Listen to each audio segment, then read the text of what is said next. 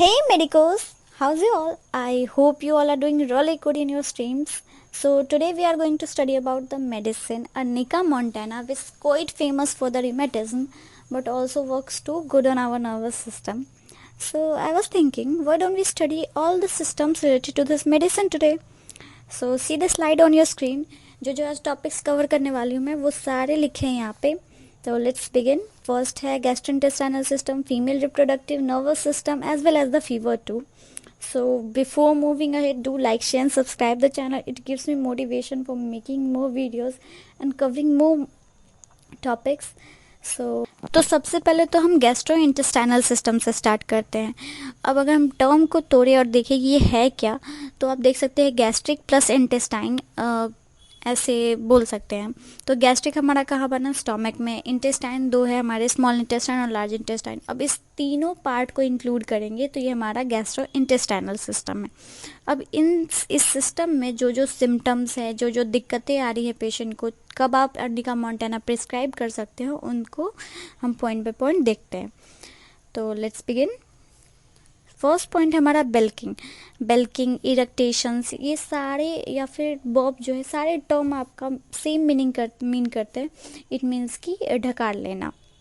अब डकार होगी कैसी, फूल प्यूट्रिड लाइक रॉटन एग्स. फूल मीन्स कि बदबूदार काफ़ी होगी. प्यूट्रिड इट मीन्स कि जो प्लांट्स एनिमल्स जो मर जाते हैं तो उनकी बॉडी से जो स्मेल आने लगती है वैसी टाइप की स्मेल. डकार भी खट्टी टाइप की होगी, कह लो कि सड़े हुए अंडे की तरह. तो वैसा डकार आ रहा होगा पेशेंट को, तब आप अर्निका मोंटाना दे सकते हो.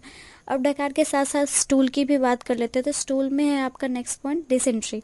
डिसेंट्री मीन्स कि ब्लडी डायरिया. अब डायरिया तो आप लोग जानते होंगे, अगर नहीं जानते होंगे तो मैं बता देती हूँ. इट मीन्स कि लूज मोशन जो पेशेंट को होता है, मतलब नॉर्मल ह्यूमन बींग को भी होता है, तो उस लूज मोशन को हम डायरिया कहते हैं. अब अगर उस डायरिया में आपको ब्लड देखने को मिल रहा है तो ये डिसेंट्री की कंडीशन है. तो डिसेंट्री हो रही होगी विथ स्ट्यूरिया. स्ट्यूरिया मीन्स कि यूरिन रिटेंशन में, यूरिन कैरी करने में प्रॉब्लम हो रही है उस इंसान को, यूरिन पास करने में भी प्रॉब्लम हो रही है. स्टूल्स के बीच में काफ़ी लंबी इंटरवल हो जा रही है. इट मीन्स कि कुछ लोगों को आप देखोगे कि वो एक दिन स्किप कर देते हैं वॉशरूम जाना, या फिर कुछ लोग ज़्यादा भी कर देते हैं, बट काफ़ी लंबा इंटरवल हो जा रहा है, तो उस कंडीशन में दे सकते हैं. फिर कॉन्स्टिपेशन है. कॉन्स्टिपेशन तो सभी लोग जानते हैं. रेक्टम लोडेड है, फीसेस नहीं आ रही है, पोटी नहीं आ रही है उस इंसान को. अब जब आ रही है पोटी तो कैसी आ रही है कि ribbon like stools. It means कि रिबन कैसा होता है आपका, चपटा हुआ टाइप, चपटा हुआ है, लंबा सा स्टूल है. तो ये भी सिम्टम हमारा अर्निका मोंटाना का ही है. अब रिबन लाइक स्टूल्स की दो ही कंडीशन हो सकती है, मेल या फिर फीमेल. अगर मेल में है तो मेल का प्रोस्टेट इनलार्ज होगा. इट मीन्स कि मेल रिप्रोडक्टिव सिस्टम जो हम कहते हैं, तो उसमें जो उनका प्रोस्टेट होगा वो नॉर्मल साइज से ज़्यादा इनलार्ज होगा. और जो फीमेल की बात करें तो उनका यूट्रस जो है वो रेट्रोवर्टेड होगा. रेट्रोवर्टेड कहने का मतलब है कि वो अम्बिलिकल रीजन के साइड ना होके उसका मुड़ाव जो है वो एनल रीजन में होगा. तो ये भी काफ़ी कंडीशंस में देखा गया है. तो इन सारे कंडीशंस की, इन सारे जो भी सिम्टम्स आपको अगर देखने को मिलते हैं पेशेंट में, अगर गैस्ट्रो इंटेस्टाइनल सिस्टम में, तो वो आपका अर्निका मोंटाना का पेशेंट है तो अर्निका मोंटाना प्रिस्क्राइब कर सकते हो आप. अब जैसी कंडीशन है, जितनी सिम्टम्स मैच करी हैं, उस अकॉर्डिंग आपको बस अपना नंबरिंग रखना है कि 30 देना है, 200 देना है, जो भी आप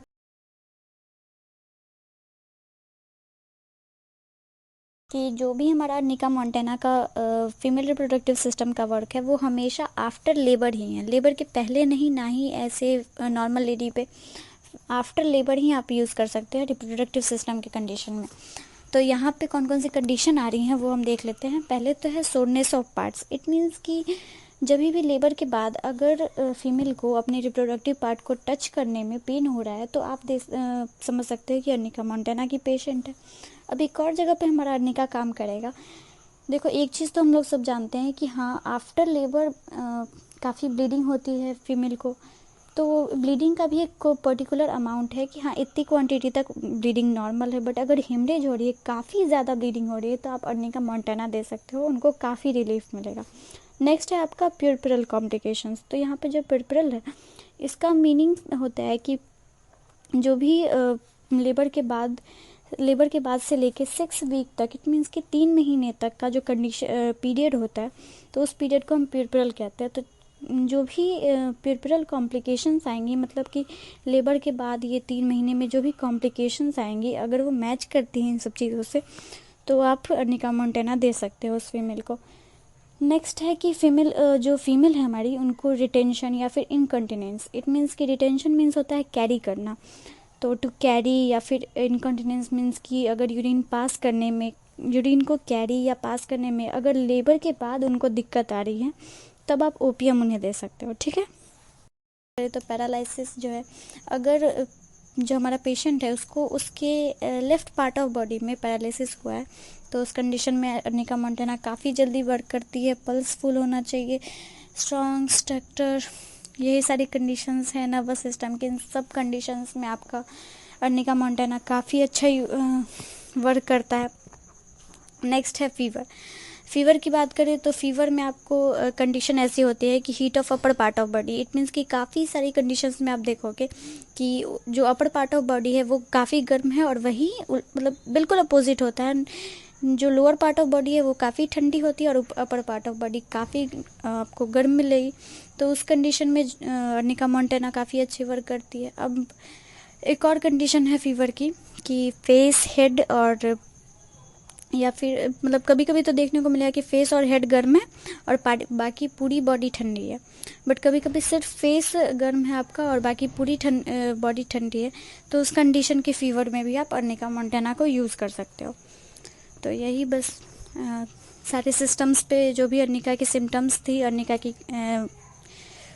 कंडीशंस थी जहाँ जहाँ पे ये वर्क करती हैं, सब मैंने आप लोगों को बता दिया है। अगर कोई दिक्कत आ रही हो तो कमेंट सेक्शन में लिख दें, और लाइक, फॉलो और शेयर कर ले। इंस्टाग्राम पे भी फॉलो कर ले, वहाँ पे भी काफ़ी कुछ पोस्ट होता है। तो देखने के लिए thank you, lots of love, keep supporting, bye bye.